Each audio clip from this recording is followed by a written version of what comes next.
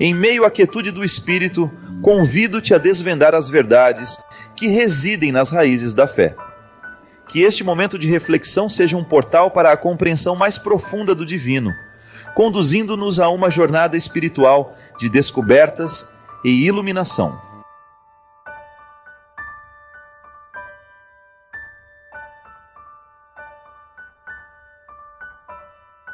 Primeiro que é muita pretensão a gente querer entender tudo que a Bíblia diz, né? Aí vale uma regra que lá na faculdade a gente chama de hermenêutica, né? Nós não podemos entender o texto fora do contexto. Então toda vez que você ler alguma passagem bíblica, não interprete nunca ao pé da letra.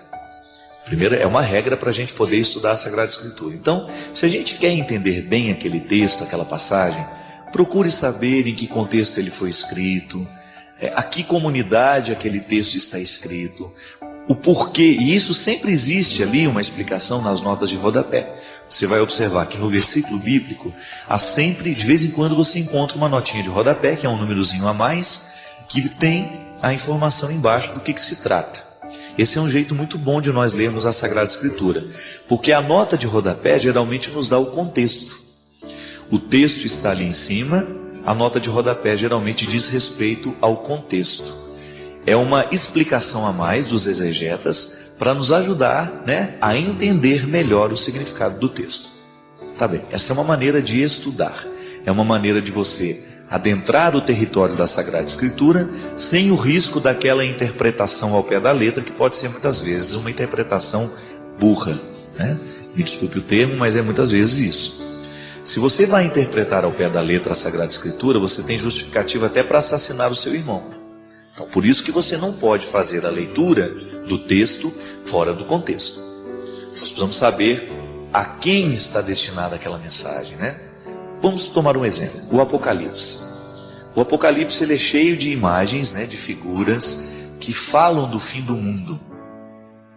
E tudo está construído para dizer que muito em breve, a linguagem é muito urgente, muito em breve toda essa realidade humana vai ser desmoronada e finalmente o poder de Deus vai ser instaurado no meio dos homens. Veja bem que o Apocalipse é uma promessa, essa promessa apocalíptica, ela está diretamente ligada à promessa da instauração do reino que começa em Jesus. Como é que nós podemos analisar o Apocalipse? Se você vai analisar o Apocalipse ao pé da letra, ele já perde então o seu valor, porque não aconteceu absolutamente nada do que o Apocalipse estava prevendo para a comunidade daquele tempo. Porque os primeiros cristãos acreditavam que Jesus voltaria muito em breve, de dragões e de coisas, de monstros. Tudo isso aí são metáforas, isso é, uma linguagem para dizer o que não está ali, mas que é muito mais. Para demonstrar o desejo do escritor naquele tempo de demonstrar à comunidade que a força do Evangelho fará destruir toda e qualquer forma de opressão. Qual é o contexto da opressão apocalíptica? É o contexto justamente do domínio do Império Romano sobre o povo. Então veja bem, só que agora nós podemos fazer uma leitura apocalíptica diferente. Nós não estamos mais sob o poder dos romanos. O Império Romano já caiu. Os cristãos já estão livres para serem cristãos. Não é verdade? Nós já não estamos mais sobre as opressões do imperador.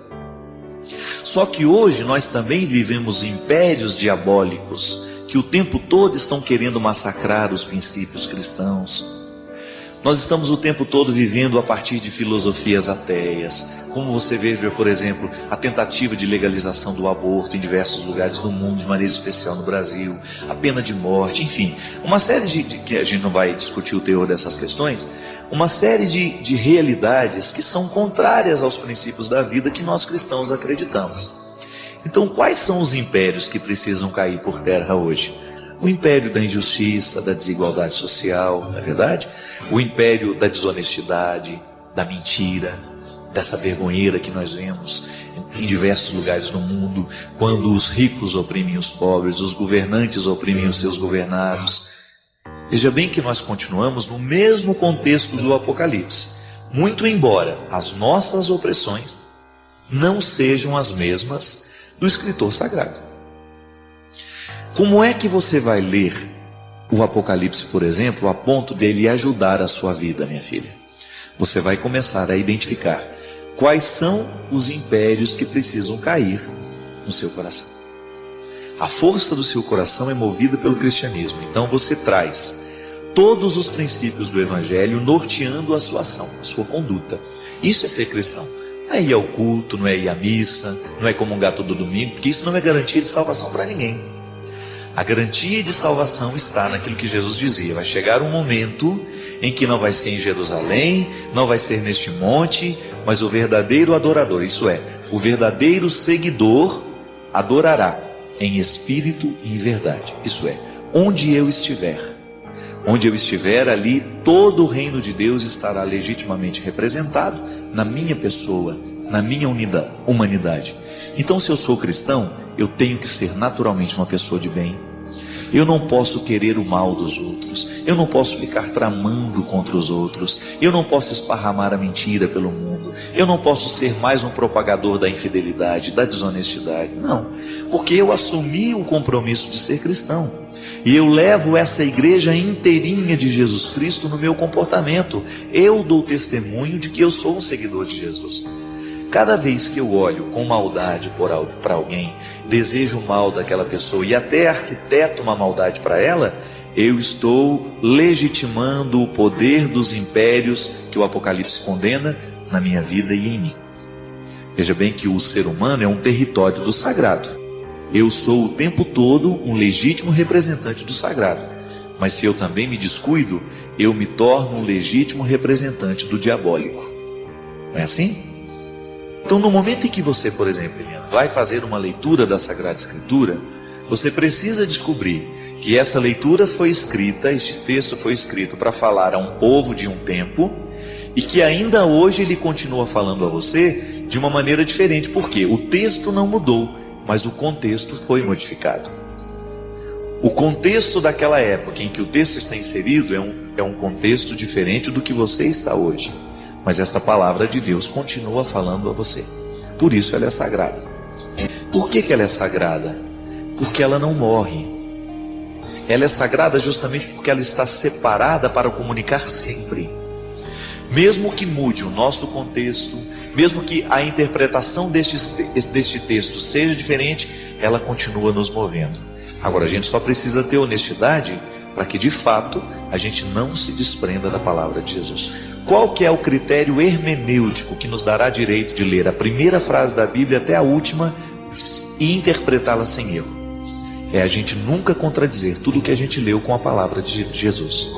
Se em algum momento essa palavra está sendo interpretada na contradição da palavra de Jesus, ela escreveu assim: Padre Fábio, eu tenho 36 anos e sempre sofri muito com a insegurança. E tenho percebido que com o tempo, essa insegurança está se acentuando dentro de mim.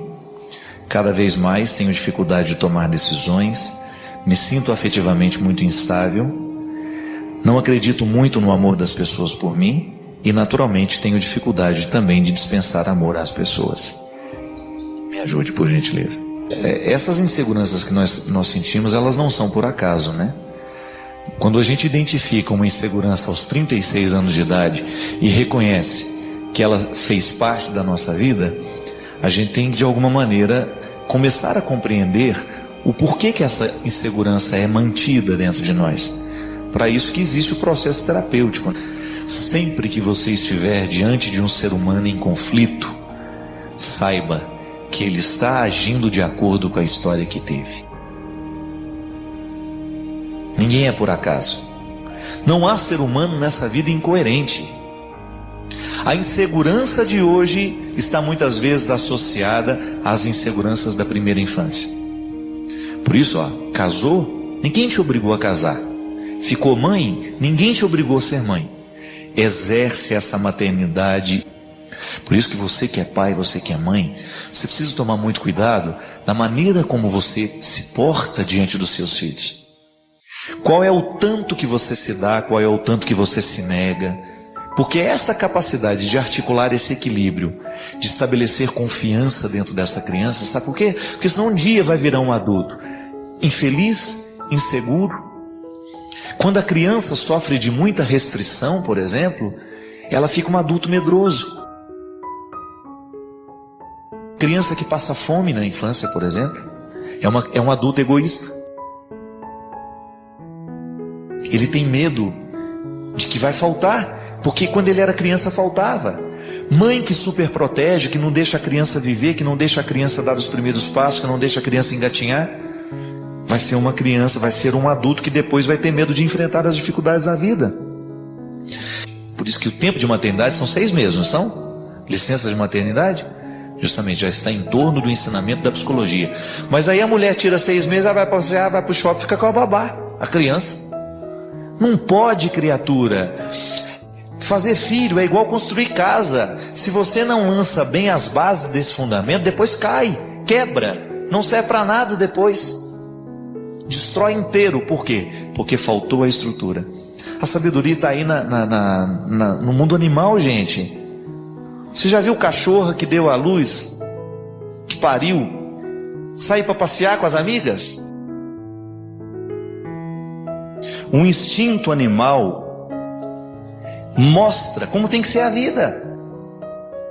Você já viu alguma leoa? Eu vou dar uma volta pela selva, estou muito angustiada. O leão não tá me tratando como eu preciso.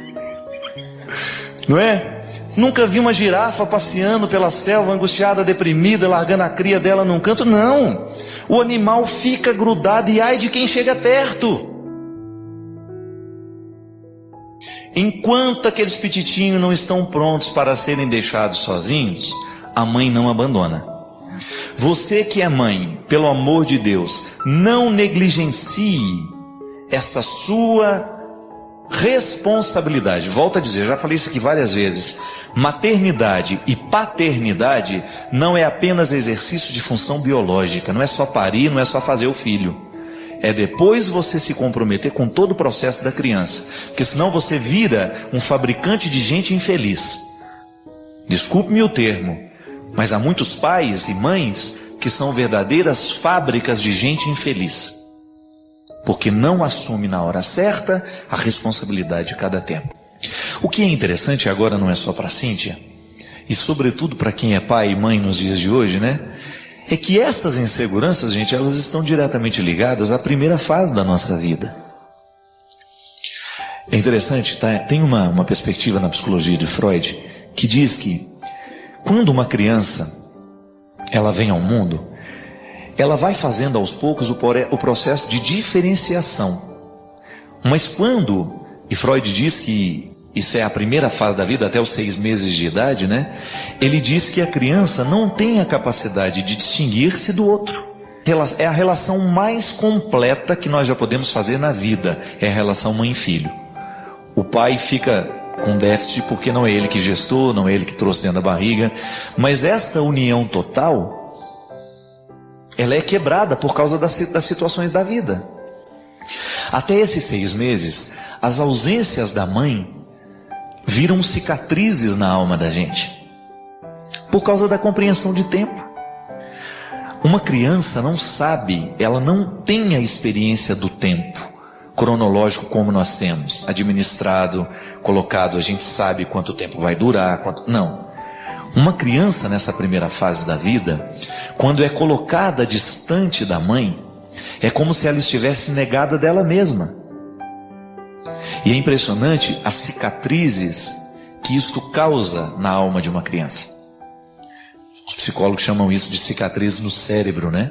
Que é um jeito de mostrar justamente o peso que esta emoção tem para determinar até mesmo a maneira como a pessoa se pensa pela vida fora. Então uma criança que sofre demais da ausência da mãe nessa primeira infância, ela pode se transformar numa criança muito insegura ao longo da vida. Justamente porque ela não teve o suporte e a garantia desta união total. Aí você pode pensar, como é que fica o coração de um garoto que acreditou que a mãe voltaria e ela não voltou nunca? Olha, a primeira infância exige dedicação total, não adianta. Pariu, vai ter que cuidar. Depois você vai descobrindo que é possível deixar por um tempo controlado. Essa ausência não pode ser grande demais, essa ausência não pode ser exagerada nesse primeiro ano de vida. Então, Cíntia, às vezes nós sofremos de insegurança porque justamente os nossos pais não souberam desses detalhes dessa história. Eles não sabiam psicologia. Eles não sabiam que 10 minutos longe de nós podiam custar uma eternidade para nós que não sabemos o que significa o tempo. E que a ausência de uma mãe nesse intervalo de 6 meses, dos 6 primeiros meses, a ausência dessa maternidade, ela é dolorosamente sentida pela criança. Então, porque eu não tenho essa possibilidade de continuar a minha união total com a minha mãe, eu crio uma cicatriz dentro de mim. Então eu fico desconfiado o resto da vida, porque eu não tive a garantia da primeira união. Freud dizia que todos os desdobramentos afetivos das nossas relações não são outra coisa senão o nosso desejo de voltar à união total. Que em muitos casamentos você vê o marido procurando uma mulher absolutamente igual à mãe dele. Não é assim? Às vezes ele quer casar com uma mulher que seja muito parecida com a mãe, porque inconscientemente ele quer retornar à união total. Gente, é por isso que essa relação de mãe e filho é uma relação muito complexa. A ausência de uma mãe na vida de um filho, ela tem um déficit terrível. Muita gente não aprende a perder depois num determinado momento da vida, é porque lá na infância perdeu do jeito errado, perdeu de maneira drástica. A perda, ela precisa ser bem internalizada. Hoje eu preciso aprender a perder. Mas eu só sei perder hoje se um dia o processo das perdas me foi ensinado de maneira honesta. Se foi retirado de maneira abrupta, se não foi me conduzido para um processo tranquilo desse aprendizado, fica muito difícil. Há sempre um jeito bonito de você exercer a sua maternidade e a sua paternidade na vida do seu filho. O importante é você distinguir para cada tempo um jeito de ser. Por isso que em outros tempos aqui a gente já falou também que nós não podemos trabalhar com modelo único de paternidade, nem modelo único de maternidade. O amor evolui, né? O santo é aquela pessoa em que Deus venceu. O pecador é aquela pessoa onde Deus perdeu. Você já observou que em muitos momentos da nossa vida nós ficamos neste caminho? Nós estamos diante de um acontecimento, da possibilidade de agir, e nós vamos permitir que Deus vença com a nossa atitude, ou nós vamos permitir que Deus perca. Tudo depende do que nós vamos escolher. Isso é maiêutica histórica. É quando nós descobrimos que no agora da vida nós podemos acender a luz ou podemos apagá-la. Que Deus poderá ganhar mais um lugar no mundo, dentro da nossa casa, no nosso local de trabalho, ou Deus perderá um lugar. Quem decide somos nós. Deus não nega a sua graça a ninguém. Você não tem o direito de dizer que você é um desgraçado, não.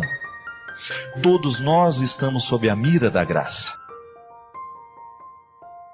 Agora, nós vamos permitir que essa graça haja ou não?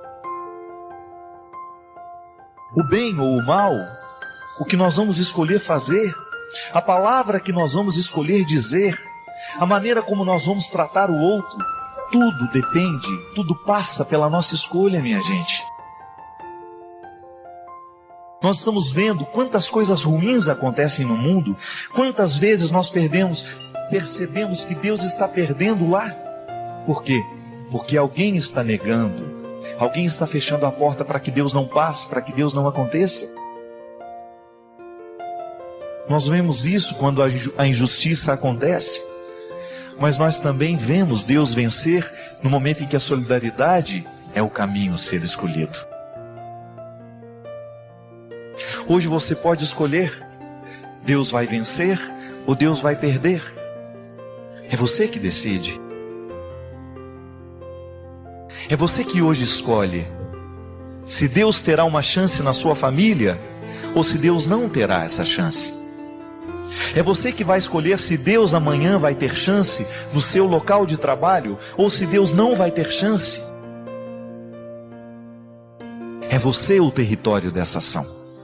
O ser humano é um lugar privilegiado da ação divina. É assim que nós podemos perceber, é assim que nós podemos compreender a ação de Deus no tempo. A igreja atualiza isso, atualiza a presença de Deus no tempo. A vida cristã é a proposta de nós fazermos com que este Deus entre pelas grades da nossa história, que abra os portões do nosso tempo, da nossa vida, para que Ele seja uma realidade presente.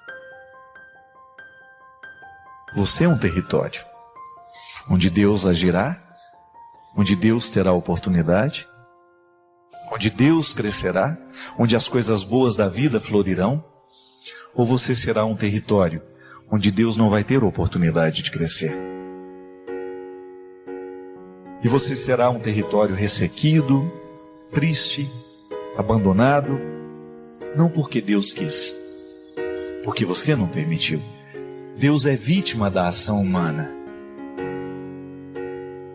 Quando eu me nego a fazer o bem, quando eu decido a propagar o mal, quando eu decido fazer a fofoca, quando eu decido engrossar o time daqueles que estão destruindo as pessoas, quando eu opto por não ser solidário, quando eu opto pela ladroeira, pela roubalheira, pela injustiça, eu estou impedindo a ação de Deus. Deus é vítima da minha escolha. Não é que Deus é menor do que eu, é que Ele me deu liberdade para agir. E a minha ação pode trazê-lo ou pode jogá-lo fora. A sua ação no mundo pode trazer Deus para a história ou pode afastá-lo. Porque você é um território onde Deus quer plantar as suas raízes. Se o bom combate você combater, você pode ter certeza. Se você permanecer firme diante de todas as escolhas que fazem parte do Evangelho, se você fizer uma parceria com Deus, de ser um lugar onde Ele tem chance, você pode ter certeza que a sua maior riqueza já estará antecipada neste tempo, porque você vai se transformar numa pessoa rara, você vai se transformar numa pessoa especial. Agora, se você nega, se você não permite que Deus haja na sua vida, é bem provável que você vai se transformar em mais um. Que você vai engrossar o time dos necessitados, daqueles que não agregam, daqueles que destroem, daqueles que não fazem diferença no mundo. E é muito triste viver assim. A gente encontra pelo mundo pessoas que não fazem diferença. Que se estão ou não estão. Mas a gente se alegra muito cada vez que nós encontramos pessoas que são capazes de transformarem a sua sociedade, o seu tempo, a sua cidade, através de gestos concretos. De mentalidades que se transformam em posturas que são capazes de transformar a vida das pessoas e tornar esse mundo um lugar melhor. Esse é o nosso desejo. Hoje, dar a Deus a oportunidade de trabalhar alguma coisa no nosso coração. Todos nós precisamos. Eu preciso, você precisa, nós somos todos iguais. Todos nós somos necessitados desta transformação, desta conversão. E a gente espera que você possa aliviar o seu coração. Tenho algumas dúvidas sobre o catolicismo e queria que você me respondesse. Hoje vivemos num mundo capitalista que valoriza a riqueza, a beleza e o poder. E este capitalismo está intimamente ligado com os valores protestantes. Vide a Ética Protestante e o Espírito do Capitalismo de Max Weber. O catolicismo e seu desenvolvimento está intimamente ligado ao feudalismo, onde seus valores foram muito mais fundamentados, onde a instituição igreja pode se estruturar também para acumular riquezas. E até hoje vejo resquícios dessa época em nossa cultura católica. Uma vez, padre, ouvi de um outro padre da paróquia onde eu cresci, que a igreja é santa, mas também pecadora. Santa porque tem sua origem em Jesus e Pedro. Pecadora porque é feita por homens e mulheres, como eu e você. Que a igreja erra por ser feita de pessoas filhas de Deus, mas também de santos. Considerando estes pontos acima e a minha experiência dentro da igreja e de vida, me pergunto sobre certos valores que eu cresci ouvindo e que hoje tenho dúvidas. Valores não relativos ao amor, à doação, ao próximo ou a Deus, mas valores relativos ao trabalho, às penitências, às culpas. O catolicismo é muito mais ligado ao humanismo que à racionalidade. Sempre estudei muito e às vezes me pego me punindo por ter estudado bem, por ter um emprego bom, uma família feliz, saudável. Parece que não faz parte da minha cultura. Parece que para eu estar perto de Deus eu devo procurar a pobreza, me penitenciar, abdicar do estudo para viver uma vida apenas espiritual. Parece que estou cometendo um crime quando estou trabalhando e produzindo para a empresa na qual eu trabalho, ou querendo resultados capitalistas. Como disse, acho que isso está muito ligado às minhas raízes católicas. A sociedade nos cobra uma coisa, mas a igreja nos cobra outra. Queria que você desenvolvesse essa relação que vivemos hoje com o mundo capitalista, padre, e sobre isso refletisse. Como ser católico e viver no mundo capitalista e, ao mesmo tempo, administrando valores cristãos que são tão diferentes? Alguém aqui já viveu isso na carne também, esse conflito? Já? É muito comum isso, né? Quando a pessoa, sobretudo quando você encontra uma pessoa que fez a experiência de Deus e é uma pessoa de muitos bens. Parece que ela, num primeiro momento, ela até enxerga a riqueza que acumulou, né, como uma contradição aos valores que agora está assumindo, né? Eu achei interessante porque é muito lúcido, né, o discurso da Andressa. E há alguns pontos interessantes, minha filha. Por exemplo, quando você fala que a igreja é divina em Jesus e Pedro, não, ela é divina em Jesus, né, no Cristo, né? Pedro já faz parte da humanidade da igreja, porque Jesus é o Cristo. E Jesus, quando nós falamos Jesus, nós estamos falando do mistério encarnado, é o Verbo que assume, né, a carne e que tem nome de Jesus, mas nele está a divindade. Pedro é a continuidade histórica do mistério, né, do mistério que o Cristo institucionaliza, né, e que traz para a humanidade. Até eu acho interessante porque eu tinha um professor na teologia, isso parece heresia, mas não é não, já vou me explicar. Ele fala assim: Jesus queria o reino, mas Pedro fez a igreja. Interessante isso, né? O desejo de Jesus era o reino de Deus, mas nós só conseguimos dar a ele a igreja, ainda.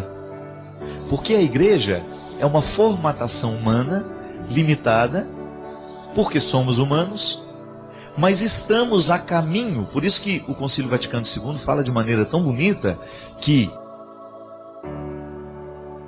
o reino de Deus subsiste dentro da igreja.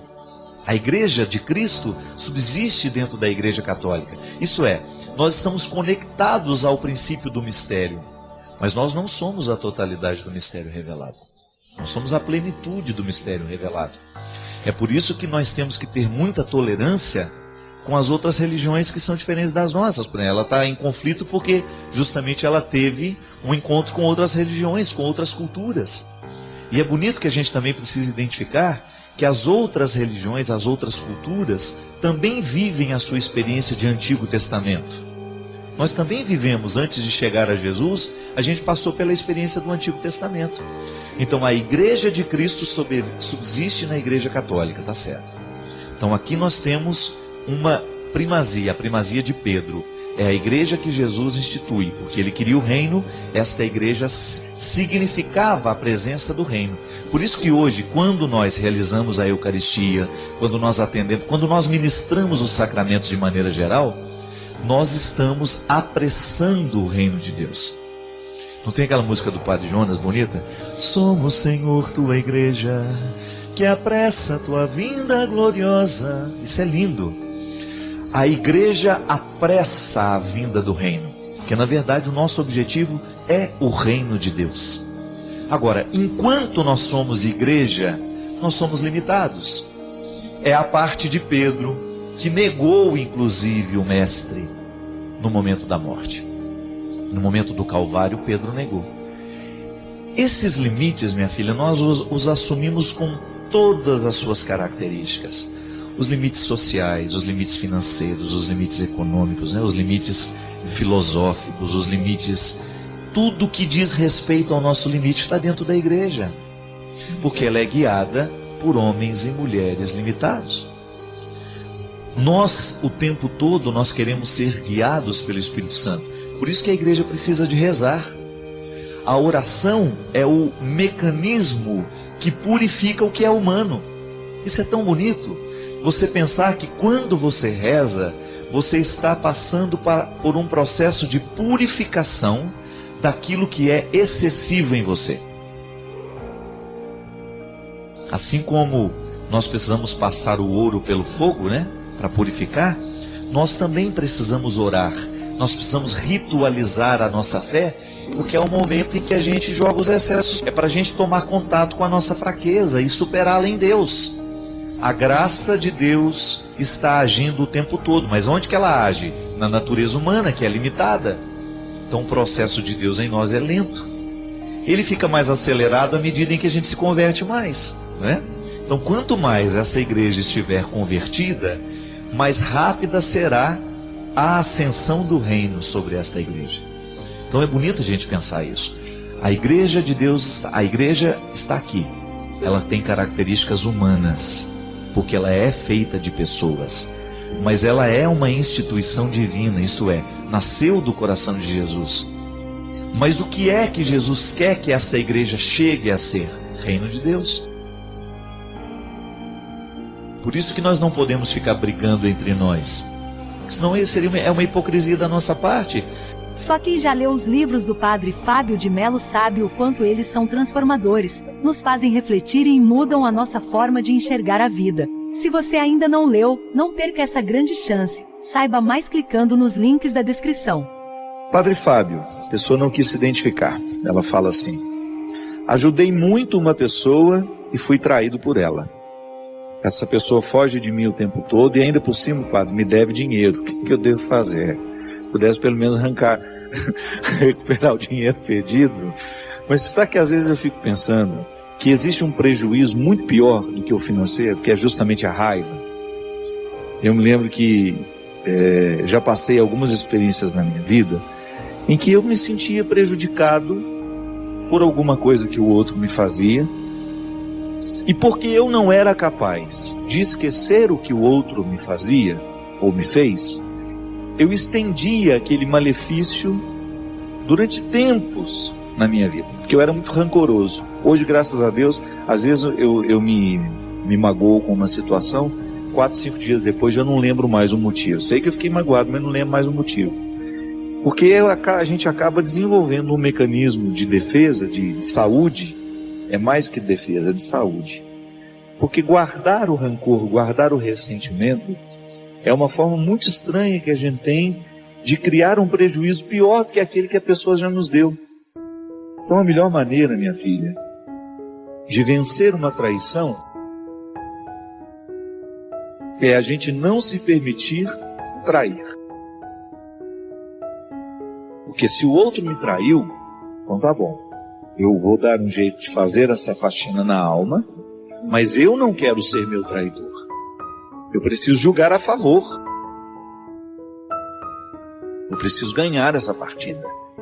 A vida é muito curta para eu poder ficar perdendo tempo julgando contra mim. Então, guardar a traição do outro, acomodar essa traição do outro dentro de mim, é uma prova, na verdade, é uma maneira muito, desculpe-me, impiedosa e burra de viver. Eu não posso ser impiedoso com o outro, muito menos comigo. Então é minha tarefa diária de organizar dentro de mim os sentimentos estragados que o outro largou e que não me pertencem. Eu preciso jogar fora isso. E é uma forma, claro que não é fácil fazer. Essa faxina espiritual, essa faxina afetiva não é fácil. Mas é uma forma que a gente tem de começar o processo de cura. Às vezes eu encontro mulheres que foram traídas pelos seus maridos e que ficam eternamente machucadas pela traição. Não deve ser fácil mesmo. A traição entre esposos é uma coisa que deve doer muito. Porque é uma fidelidade que é quebrada, é uma confiança que é colocada em questão. O que machuca mais nem é o fato do outro ter dormido com a outra, ou a outra ter dormido com o outro, não. É o ser enganado. É aquela quebra de confiança. Isso é que dói. E quando essa quebra de confiança se estabelece, pode deixar marcas profundas naquele que foi traído. E ali iniciar uma outra forma de traição. Tá bom, o marido te traiu. Isso aconteceu. Agora você não pode se trair. Você não pode alimentar em você sentimentos que sejam contrários à edificação, à sua edificação pessoal. Então precisa colocar um remédio, digamos assim, neste processo para acelerar essa inflamação, para jogar fora aquilo que está te machucando. E o perdão é a única forma que nós temos de expulsar do coração todo sentimento que possa ser contrário a nós. Perdoar, minha gente, é uma demonstração de inteligência. É religioso? Mas é também uma demonstração de inteligência, de astúcia. Porque quando você perdoa, você liberta o seu coração do sentimento que o oprime. Guardar mágoa é coisa de gente burra, que está movida por uma burrice, que às vezes é temporária ou às vezes pode durar a vida inteira. Reter mágoas, como se aquilo fosse algo precioso, é uma demonstração de escolha infeliz. De burrice mesmo. Tanta palavra não. Toda vez que eu recolho a mágoa e coloco essa mágoa num destaque dentro do meu coração, outra coisa eu não estou fazendo senão ser do burro. Porque nenhum benefício ela me traz. Nunca vi na minha vida uma pessoa ser beneficiada pela falta de perdão, pela mágoa guardada. Então, perdoar a pessoa não significa trazê-la de volta, não significa restabelecer o vínculo, não. Porque às vezes a gente tem consciência de que a distância é a melhor maneira de ser. Se estabelecer a cura e o respeito. Agora, não adianta nada manter a pessoa distante se você traz ela para dentro de você todos os dias através da mágoa. Então é preciso varrer o coração, jogar a mágoa, e depois você vai até saber vivenciar melhor o distanciamento que foi necessário para a cura do sofrimento. Eu desejo que você, nas suas lutas, você tenha sempre o direito e a possibilidade de retirar os seus excessos, para você ter diante dos seus olhos a sua verdade fundamental, sem exageros, só você. E a partir disso, você reencontrar o caminho da vida. Obrigado pelo seu carinho, pela sua atenção. E que Deus abençoe muito você. Que Deus derrame sobre o seu coração, sobre a sua casa, sobre a sua vida, a disposição que caracterizou o coração de Nossa Senhora. Para que, exemplo dela, a gente também possa ser um cristão de verdade, levando sempre Jesus no colo, para apresentá-lo àqueles que ainda não o conhecem. Derrame sobre nós a bênção do Deus Todo-Poderoso, Pai, Filho e Espírito Santo. Amém. E hoje, motivado pela viagem da Terra Santa, que hoje é a primeira oportunidade que eu tenho de estar com vocês, depois de ter pisado no solo, o mesmo que viu Jesus crescer, talvez uma das experiências mais bonitas que nós podemos viver como pessoas, que é justamente a gente conhecer a pessoa a partir da geografia. A gente ter a possibilidade de visitar a terra de Jesus, assim como a gente ter a possibilidade de visitar a terra de um grande amigo. Você olha para aqueles lugares onde ele cresceu, os lugares que certamente ele frequentou, as coisas que encantaram os seus olhos, que encheram os seus olhos. De alguma maneira a gente começa a conhecer um pouquinho mais o amigo da gente.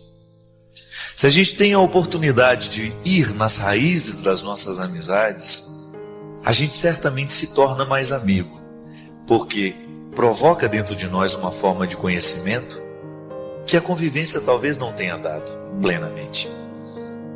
Conhecer a raiz, o local onde nasceu os nossos grandes amigos. Confesso para vocês que essa foi a mística que me levou pela Terra Santa fora.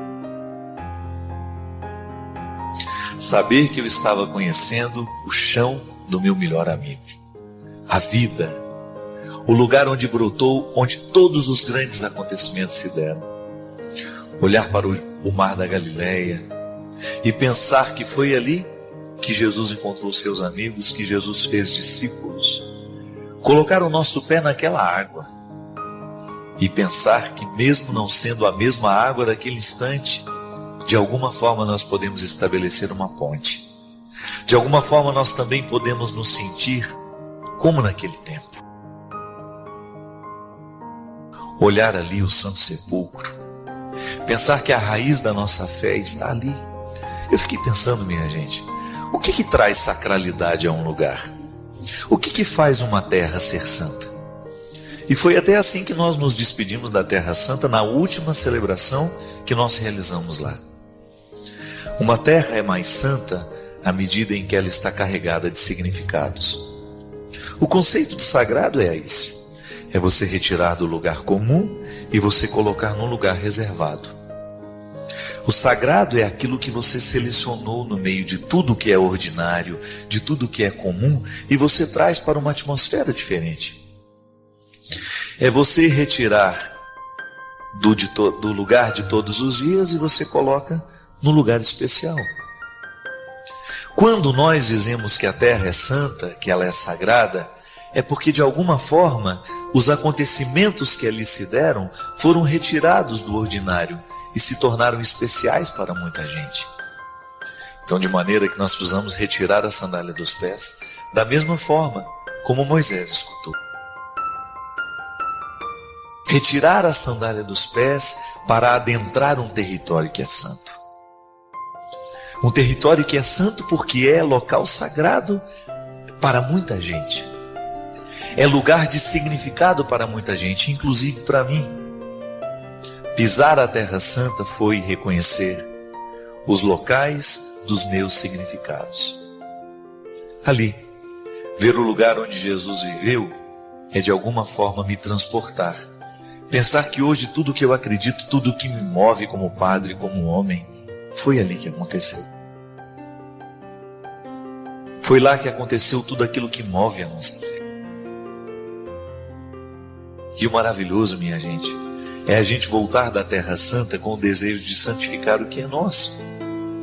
Pensar que também eu sou convidado a fazer da minha terra uma terra santa. Descobrir no solo da minha casa, no chão da minha casa, a mesma sacralidade que há na Terra Santa, porque somente a fé, o significado, é capaz de fazer estabelecer essa ponte entre o meu coração e a Terra Santa que eu pisei. Aí eu recolho a sacralidade para mim também. E eu começo a pronunciar o meu nome, recordando-me de que também eu sou um território santo, por uma razão muito simples. O mesmo Deus que andou naquela terra também anda por aqui. O mesmo Jesus que pisou naquele solo também pisa por aqui. E mesmo que você nunca tenha pisado na Terra Santa, você também pode dizer: eu também sou um solo santo. Porque se o solo fica santo porque o sagrado pisou nele, pronto, você também é território santo, porque Deus passa por você o tempo todo. Você também é Jericó, você também é Galileia, você também é Jerusalém. Por onde Deus passa o tempo todo e acontece. O solo do seu coração, o solo da sua vida, é lugar privilegiado da manifestação de Deus. nós também somos terra santa. Nós somos a extensão daquele lugar santo. Em nós também Deus acontece. Assim como Deus elegeu um pequeno lugar do mundo, um lugar cheio de contradição, um lugar cheio de guerras, Deus escolheu aquele lugar, o umbigo do mundo, para se manifestar plenamente em seu Filho Jesus. Porque o mistério da encarnação precisava de pátria, precisava de cidade, precisava de local. Belém, uma cidadezinha lá no interior, uma cidadezinha pobre, foi lá que Deus escolheu. Quem sabe hoje você também se reconheça assim. A pobreza do seu coração lhe faz ser semelhante a Belém, uma cidadezinha escondida no meio de tantas outras. Quantas vezes a gente sente isso, não é verdade? Quantas vezes a gente olha para a gente e se sente uma cidade escondida no meio de tantas outras cidades. Mas aí, neste lugar que os meus olhos não alcançam, que talvez nem chegue ao conhecimento de muita gente, é aí, nessa cidade que é o seu coração, que Deus continua acontecendo. Porque o mistério da encarnação, ele tem o seu desdobramento histórico em cada um de nós. Deus continua encarnado pela força do seu Filho em nós. É o mistério da ressurreição, é o mistério da encarnação, é o mistério da continuidade de Deus no tempo. Deus continua acontecendo em mim e em você. Então, de maneira que nós podemos ser Belém, a cidade da simplicidade, de maneira que nós podemos ser Jerusalém, a cidade dos grandes templos, podemos ser Jericó, a cidade dos grandes milagres, podemos ser o Mar da Galileia, o local dos grandes encontros. Enfim, cada dia nós somos um pouquinho dessa terra santa. Ora somos o lugar do milagre, ora somos o lugar do silêncio, ora somos o lugar da morte, ora somos o lugar da ressurreição. Não importa qual seja o lugar, com qual lugar você se identifica hoje. O importante é você tomar consciência de que daqueles muitos lugares que compõem a Terra Santa, você hoje é uma delas. Hoje eu vivi uma situação que me fez pensar muito sobre o poder que a gratidão tem de reorganizar dentro de nós aquilo que a gente viveu e que ficou... Eu gosto de comparar como se fosse uma peça fora da estante, né? A gente arrumou e sobrou. Alguma coisa sobrou e a gente não consegue encaixar. A vida emocional da gente é assim também. O trauma, né? A psicologia nos ensina que é justamente um acontecimento que não coube dentro da gente. Numa fase da vida eu fui traumatizado pela fala de alguém, por um acontecimento.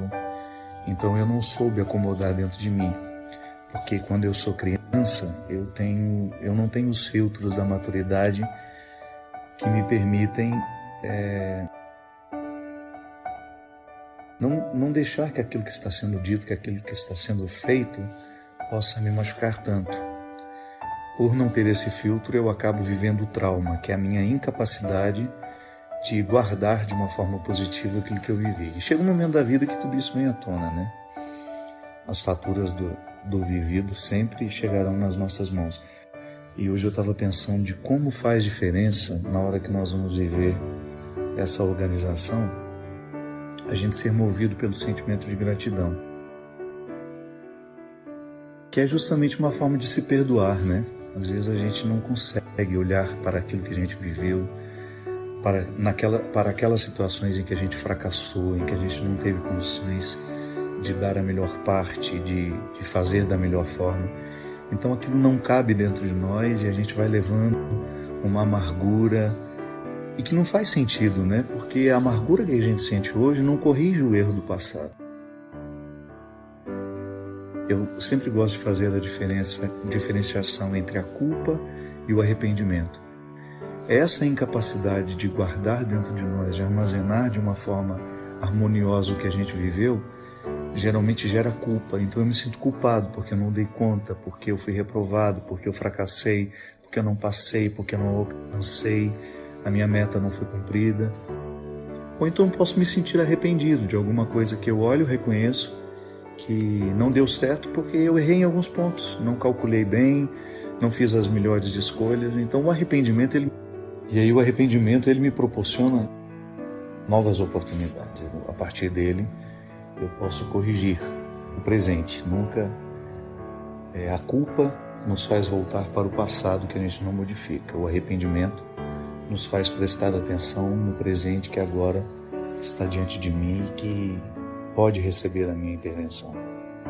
Eu estava pensando de como, no momento em que eu sou grato, eu chego à conclusão de que a vida foi como poderia ter sido mesmo. Eu não tinha as forças para ser forte naquele momento, eu não tinha sabedoria para escolher melhor. Então, à medida que eu vou reconciliando isso dentro de mim, que eu vou derramando a água do perdão sobre isso, né? Existe uma expressão bonita na mística que são as abluções, que são os mergulhos que nós fazemos das nossas realidades na graça de Deus, na crença, a crença que você tiver nesse sagrado que lhe habita. A gente vai ficando cada vez mais leve. Então olho para o que eu vivi e sou grato. Sou grato por tudo. Eu fico pensando, minha gente, se eu tivesse sido privado de todas as situações que me fizeram sofrer, certamente eu não teria alcançado nem 20% do que eu já alcancei de mim. Claro que eu estou longe de ser, de estar na minha melhor versão, mas aquilo que eu já alcancei de mim hoje me permite ser um homem feliz. E tudo isso é porque de alguma forma eu agradeci. Tive uma vida muito difícil, tenho até hoje, mas não reclamo não. Eu sou grato pela vida, por tudo aquilo que eu já consegui viver, por tudo aquilo que eu tenho hoje. Essa gratidão com a vida eu aprendo muito com a minha mãe, que sempre teve uma vida muito, mas muito difícil. Aliás, a história dela me inspira muito. E eu nunca vi, assim, na minha mãe um traço de rancor, de mágoa. E todo mundo que conhece minha mãe sabe, né? Ela tem um humor delicado, ela é engraçada, ela não precisa contar piada para fazer a gente rir. Muitas pessoas até num primeiro momento se aproximam dela porque é minha mãe, né? Mas depois que descobrem o ser humano que ela é, eu só fico pequenininho perto dela. Ela tem uma gratidão natural. Eu sinto que minha mãe colocou tudo o que estava desarrumado dentro dela na estante das emoções. Ficou tudo muito bem guardado. E hoje, quando olho para ela, eu tenho a oportunidade de ver um ser humano de bem com a vida mesmo. Me ocorre muito uma frase da tia Judite, que é a tia do Marcos Montenegro, que perdeu um filho, assim como minha mãe perdeu também. Ela contou toda a história, que é muito triste, e depois ela sempre finalizava assim, mas está tudo certo. É isso mesmo, acho que quando a gente vive essa reconciliação diária com aquilo que nos aconteceu, a gente não vai dormir com os ressentimentos. E aí isso nos livra de nos sentirmos vítimas, coitadinhos de nós, olha como eu sofro. Porque na verdade esse é o grande, é o fato que nos paralisa, né? Quando a gente começa a se interpretar como vítima. Acho que fica muito mais leve a gente olhar para a vida, por mais difícil que ela seja, e ela é difícil para todos nós. Aí a gente olhar bem nos olhos dela e dizer, dona vida, a senhora não me deve nada, tá tudo certo. Vamos continuar porque tá tudo certo. Desejo do fundo do meu coração que nessa semana de Páscoa você tenha a disposição interior de mergulhar em você, identificar o que está morto e o que precisa receber o sopro de uma vida nova. Às vezes nós vamos vivendo a nossa vida sem muita reflexão. Eu falo muito isso, né? Nós somos muito mais reativos do que reflexivos. E é justamente a reflexão que nos faz compreender ou perceber aquilo que nós estamos errando. Não há uma outra forma de você identificar na sua vida se você está acertando com você, com os outros, ou se você está errando. a não ser refletindo, que é justamente a oportunidade que você tem de jogar o olhar para dentro. O livro começa falando justamente disso. Em algum momento da nossa vida a gente desaprende de olhar para dentro. Eu aprendi muito isso peregrinando. Minha amiga Fabiana sempre falava isso, que o peregrino é aquele que anda de fora, mas que também tem que andar por dentro.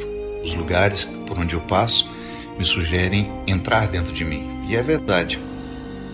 Quando eu entro dentro de mim, eu tenho contato com as minhas verdades, com aquilo que às vezes está inconsciente em mim, eu não sei, mas acaba provocando reações na minha vida, porque o inconsciente, embora ele seja desconhecido, ele é extremamente atuante em nós. Eu tenho atitudes hoje que estão muito ligadas ao meu passado, e são inconscientes os motivos que me fazem agir assim ou assado. Claro, acessar o inconsciente é um assunto difícil de ser tratado aqui. Como podemos fazer isso? As terapias podem nos ajudar, mas eu preciso ter um modo de viver que seja terapêutico. Eu preciso ser também meu analista. Você precisa ser seu. Porque senão a gente fica vivendo sem saber exatamente quem somos, o que podemos, o que queremos. Quantas pessoas eu encontro pela vida que estão vivendo uma vida que não querem e às vezes estão infelizes porque nem sabem que não é essa vida que elas querem. Se acostumaram a ela, se adaptaram a ela. E o livro é justamente uma reflexão sobre isso. Eu coloco 2 personagens porque é romanceado. Então é um homem que está se preparando para ir trabalhar e de repente ele percebe que tem uma criança dentro do quarto.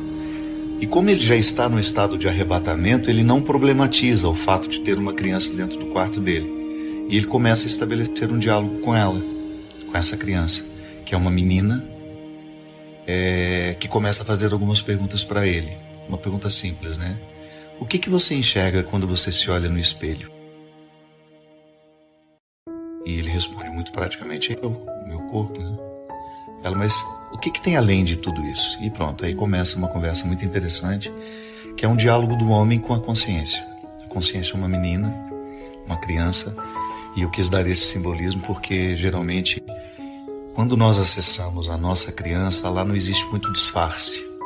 Nós somos muito verdadeiros quando somos criança. E depois, à medida que a gente vai ficando educado, a gente costuma soterrar muitas das nossas verdades para que a gente... Então, às vezes, nesse processo de adaptação, para a gente ser aceito, nós abrimos mão de quem somos. E aí passamos uma vida inteira fazendo coisas para as quais a gente não foi feito, estabelecendo relacionamentos que não agregam. E esse homem vivia justamente isso, trabalhava demais, já não tinha nem tanto tempo pela frente, porque chega um momento da vida em que a gente tem mais passado do que temos de futuro. E ele precisava se fazer essa pergunta, como é que ele gostaria de gastar este restante de vida que ele tinha? Não é justo a gente olhar para o tempo que a gente tem e nem saber quanto tempo a gente tem, sabendo que nós vamos desperdiçar aí mais 2, 3, 4 anos numa situação que a gente sabe que não é pra gente, que não nos faz felizes, que não nos realiza. E aí esse homem se encoraja a ir conversando com essa menina ao longo do livro, claro, no primeiro momento cheio de resistência, porque todos nós não gostamos de ser desafiados quando nós identificamos que não estamos coerentes. A incoerência é um desconforto. E aí, à medida que eles vão conversando, o diálogo vai abrindo a mente dele e ele vai entrando dentro dele, fazendo essa viagem interior que eu falava no início. Tão necessário, minha gente. A qualidade da nossa vida depende do quanto a gente se conhece. E é bonito porque quanto mais eu me conheço, mais eu encontro Deus que está em mim. O encontro de Jesus com a samaritana me fala justamente disso. Ele diz para ela, chegará um momento que não será aqui, nem ali, nem acolá que você vai encontrar-se com Deus. Mas é quando você viver e estiver em espírito e verdade. Isso é, quando você estiver em você, ali você terá a oportunidade de estar em Deus. E quando a gente está em Deus, os equívocos caem por terra. Porque eu acredito que a espiritualidade, a mística, ela justamente se presta a esse papel. Em nos fazer viver em nós, conscientes, cada vez mais conscientes. Acho que a maturidade é isso, minha gente. É capacidade de perceber o que nos envolve, a vida que nós estamos vivendo e ter liberdade de decidir se nós queremos ou não continuar assim. Boa oportunidade que a gente tem de proporcionar-nos mesmo essa proeza de renascer. Às vezes nós estamos tão necessitados de um sopro novo, de um novo ânimo, de uma nova forma de olhar. Eu gosto de viver para esclarecer, eu gosto muito de cantar aquela música disparada, eu vivo para consertar. Tudo aquilo que eu encontro de errado, eu gosto de ajudar a consertar. E fazer esse papel na vida das pessoas é muito, muito precioso. Saber que de alguma forma a minha palavra, a minha reflexão, aquilo que eu aprendi com Jesus, que faz parte da minha vida e que está tão integrado em mim, possa ajudar a libertar outras consciências também. Bem a sós, recobra teus cuidados já esquecidos, coloca ao colo o teu ser franzino, a tenra idade, os prados imaculados da divina infância, e conceda-te a delicada subversão de renascer. Se a gente quer resultado, nós temos que lutar. Não adianta, nada vai cair do céu. Nada cai do céu. Fé nasce do chão. Acho que a gente inverteu as coisas, né? A nossa oração tinha que ser voltada para o chão o tempo todo. Que é aqui que Deus floresce. Deus é igual semente, floresce no chão. Essa metáfora de que Deus está no céu, isso é bonito. Mas é aqui, ó, é pisando nesse chão que a vida acontece. A força que Deus me dá, a força que Deus lhe dá, é para que a gente consiga plantar o jardim. Ninguém prometeu que nossa vida seria um jardim de flores, mas Deus prometeu a força para a gente plantar. Eu estou aqui, graças a Deus, cheio de saúde, tenho o meu esforço nessa história, tem, mas é dom de Deus em mim. Eu faço a minha força. Quer passar no vestibular? Estuda. Não tem essa história, ô padre, reza para mim. Não vou rezar não. Se você não estudar, minha oração não serve para nada neste momento. Se você não estudar, você não adianta ficar sentado, ajoelhado diante do Santíssimo, com o livro na cabeça. Ô Senhor, me ajuda a passar no vestibular. Faça primeiro a sua tarefa, depois você tem o direito de esperar pelo dom. É aquilo que a gente fala sempre. Nós só temos o direito de esperar pelo impossível depois que fizermos tudo o que nos foi possível. Agora tem um outro detalhe. Ela está dizendo aqui, padre, tudo é muito difícil. Pode ser que você esteja prestando atenção demais no que é difícil. Aí tudo fica mais difícil ainda. Gente, a vida sempre será determinada a partir do que a gente presta atenção. Se você tem diante de você um problema, você tem duas possibilidades. Ou você enxerga o problema, ou você já enxerga a solução. Tem gente que só enxerga o problema. Aí dificilmente encontra a solução, porque fixa os olhos no problema e aí não tem olhos para encontrar a solução. E aí depende de como nós interpretamos a vida. Tem gente que adora dificuldade, tem gente que adora problema. E acaba se tornando uma fonte de problemas, porque não está disposto para soluções. Tem gente que não sabe viver sem um problema. No meu livro que eu vou lançar tem uma personagem interessante, que ela é ficcionada nas doenças, ela adora ter doença. O sonho da vida dela é ter um plano de saúde. A alegria dela é receber um exame em que ela está precária. A alegria dela é contar as doenças, a dor de cabeça que não passa, é a pedra na vesícula. Tem gente que gosta disso, tem gente que presta atenção só no que é ruim. Mas não pode ser assim, minha gente. Esse espírito pessimista só nos faz ver o lado negativo das coisas. Pelo amor de Deus. Você tem que ser um pouco mais otimista. Você precisa prestar atenção um pouco mais nas coisas que são boas. Outro dia eu recebi um e-mail muito interessante. Dizem que tinham duas crianças brincando no gelo e de repente o lugar em que uma delas estava quebrou e ela caiu e ficou presa ali dentro.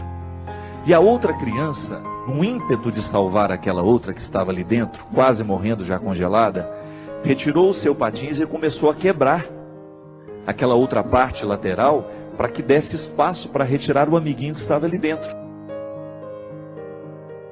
E com muito esforço aquela criança conseguiu. Milagrosamente, ela buscou uma força tão grande dentro dela, que ela conseguiu, mesmo não tendo força suficiente para isso, ela conseguiu quebrar aquele gelo com patins. E quando chegou o adulto, né, que viu a situação, não acreditou. E foram chegando outras pessoas, até que uma delas falou assim: como é que esse menino conseguiu quebrar esse gelo e retirar a outra criança que estava aí dentro? Aí o outro falou assim: é porque nenhum de nós estávamos aqui para dizer que ele não conseguia. E é interessante. Quando nós estamos diante de uma situação difícil, é muito natural que outras pessoas, tomadas por um espírito de porco, venham dizer: você não vai conseguir isso não vai dar certo não é? E sempre tem um assim: eu não falei? Eu não sei não, estou achando que esse negócio vai dar certo não. Sempre tem um espírito de porco pronto para jogar uma frase destrutiva, que vai desanimar. Mas não. Se a gente não presta atenção nesses discursos, nós vamos extrair coragem dentro de nós de um jeito que a gente não sabia que tinha. Então, minha filha, às vezes, tudo está tão difícil. Não é bem assim. É que nós olhamos tudo de maneira difícil. Não é que tudo está difícil, é que nós olhamos tudo de maneira difícil. Não pode ser assim. Nós precisamos ser um pouco mais otimistas. Dificuldade existe na vida de todo mundo. Elas estão por toda parte. Agora, a maneira como nós encaramos essas dificuldades é que vai fazer a diferença. São 5.000 pessoas para 5 vagas. Não fique preocupada, viu? 90% destes 5.000 que estão tentando essa vaga não estudou do jeito que você estudou. Se você verdadeiramente se prepara para as coisas, você já elimina boa parte dos concorrentes, porque a maioria é mais ou menos.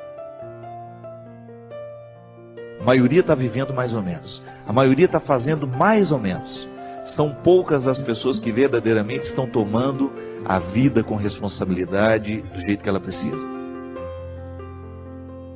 São poucos os jovens que na fase de 16, 17 anos estão levando o colégio a sério. São poucos os universitários que hoje estão cursando a faculdade com a disciplina que a profissão vai exigir um dia. São poucos os profissionais que verdadeiramente estarão bem preparados para nos atender nos seus consultórios de advocacia, nos seus consultórios dentários, nos seus consultórios médicos, porque são poucos os que verdadeiramente estão fazendo o que devem fazer. Estou sendo pessimista? Não.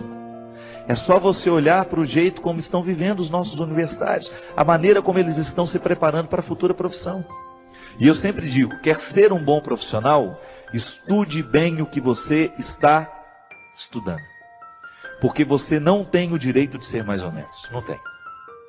A maior preocupação minha que eu tenho como padre, minha gente, é a qualidade dos nossos padres nos dias de hoje. Você que é padre sabe muito bem o quanto que você é exigido nos dias de hoje. Você precisa ser um homem de sabedoria. Você precisa ser um homem que estabeleça uma ponte com a cultura, com a sociedade. Não dá para você evangelizar do mesmo jeito que evangelizavam há 20 anos atrás. Não dá. Nós precisamos correr atrás da qualidade. Ninguém está fora disso. Você aí na sua área, você precisa correr atrás da sua qualidade. Você que é médico, você que é dentista, você sabe o quanto você precisa se aperfeiçoar para você continuar de pé no mundo de hoje. Hoje nós estamos no tempo da competência e não é problema. Isso tem que nos motivar para a gente querer, reconhecendo, ainda que seja o mínimo dentro de nós. Nós merecemos cuidar desse mínimo, chegar a aperfeiçoar cada vez mais esse processo, aumentar cada vez mais as nossas possibilidades. E aí na hora que a gente esbarra na nossa fragilidade, a gente tem que aprender com ela. Ela não tem que nos desanimar. Mas muito mais que a qualidade profissional, antes dela, é a nossa qualidade humana. Muito mais que um bom médico, você precisa antes ser um bom pai, ser um bom filho, ser um bom irmão. É isso que faz verdadeiramente a felicidade vir acomodar-se dentro de você. Não adianta você se realizar na sua profissão se você não se realiza como pessoa. E é disso que hoje nós estamos falando. É desse aperfeiçoamento humano. E na faculdade da vida a gente aprende o tempo todo. Não tem nenhum professor a nos ensinar a ser pai, a nos ensinar a ser irmão, não.